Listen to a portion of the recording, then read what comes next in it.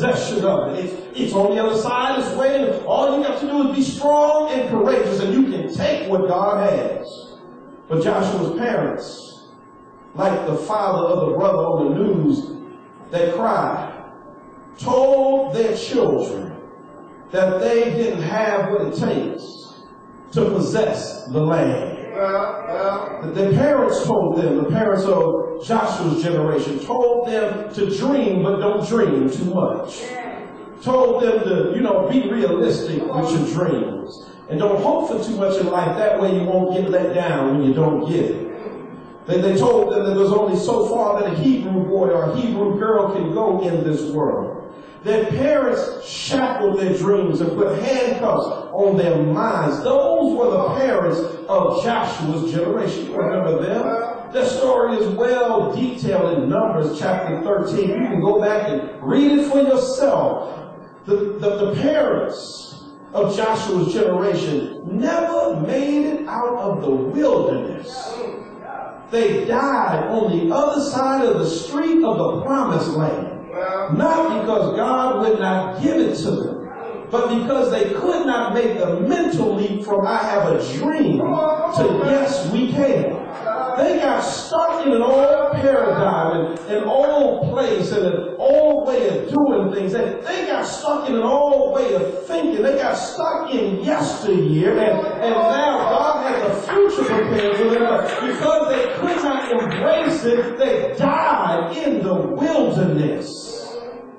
40 years they wandered around until all of them died off, with the exception of Joshua and Caleb. They come to a place in the wilderness where they were now comfortable with God. They come to a place where they had God down to a science. They knew that there was more in life than just manna in the morning and quail at night, but they were happy with just that. Comfortable living with nothing. It was safe in the wilderness. It didn't do much for them, but it was safe.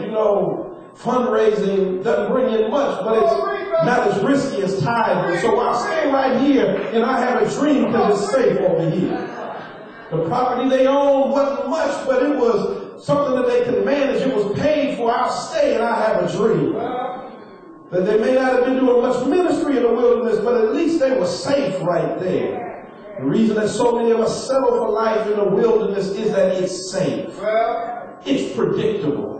We can manage it. We can control it. We don't have to trust in God. We can trust in ourselves. Know when it'll start, know when it'll end. I can predict it. I can control it. I think I'll stay right here.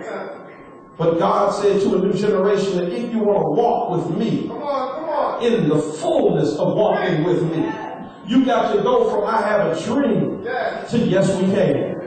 And I submit to you that the reason that the parents settled for less in the wilderness is that slavery ruined their minds. Slavery and Jim Crow ruined their minds. It produced in them a spirit of low self-esteem, low self-worth, low self-image. They looked in the mirror and couldn't stand what they saw. That they weren't happy with who they were. Remember in Numbers 13, they compared themselves to grasshoppers, to the giants in the other place.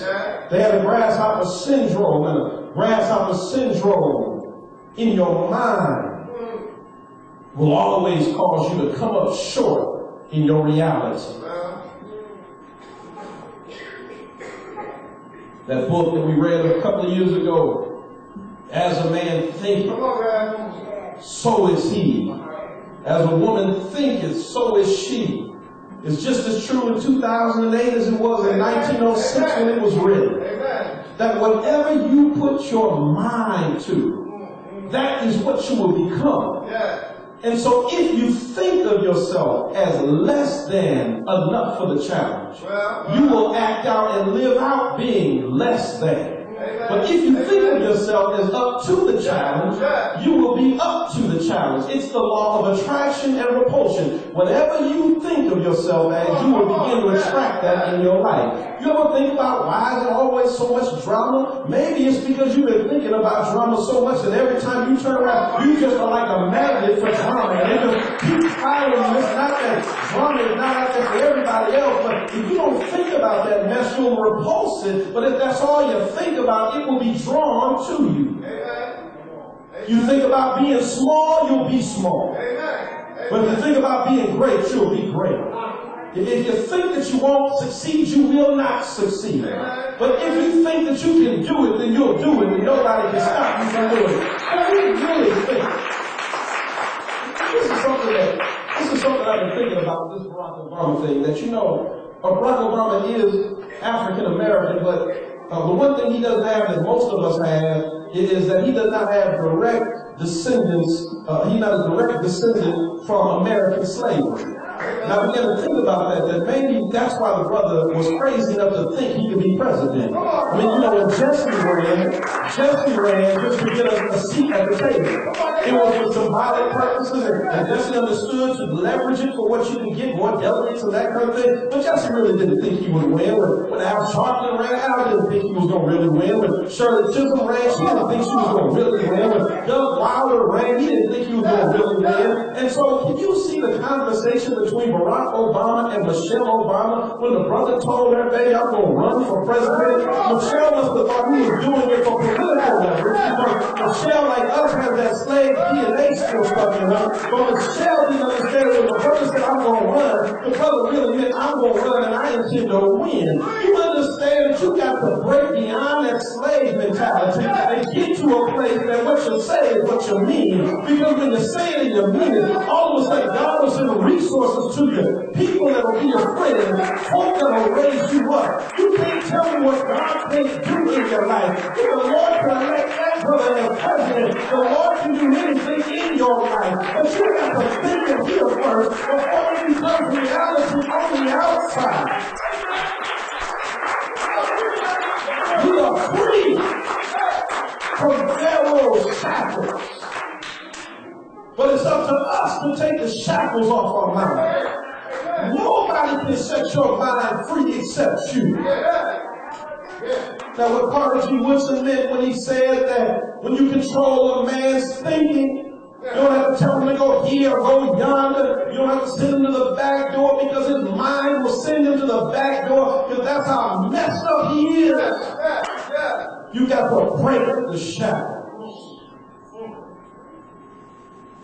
You got to break it. You got to break it. Can't nobody else take you from I have a dream to yes you can, except you. Sometimes though, before God can get us there, He got to let some things die off. You got to let some stuff die off. The generation that died off was symbolic, not just for who they were, but it was symbolic that sometimes we got to let some stuff die off. Look at God. Moses gets to the edge of the promised land. He gets to look at it from a mountaintop. He surveys everything. God said, I promised Abraham I was going to do this thing. Before you die, I just want you to see what I'm going to do. Look at the hill country. Look at the valleys. Look at the rivers. Look at all that Joshua and your descendants will inhabit. But because the number 13 folk were disobedient, your generation can't have it. Come on. This is as far as I can take it, but the best I can do is to let you see it. Amen. And once he saw it, he closed his eyes and went to sleep. Dr. King, 40 years ago, in his last speech, his last sermon the night before he died, like Moses, God took him up and he said, I've been to the mountaintop. He said, I've looked out and I've seen it. And I began to wonder this week, what did he see when he looked out? And the brother just sitting here. And what did he see? He didn't say what he saw. But what did he see Barack Obama across the decades, 40 years later, sitting in the Oval Office? I don't know what he saw, but God allowed him to look out and see the promised land. He said, I can't go with you, but God has allowed me to see it. And now here God is raising up a Joshua generation.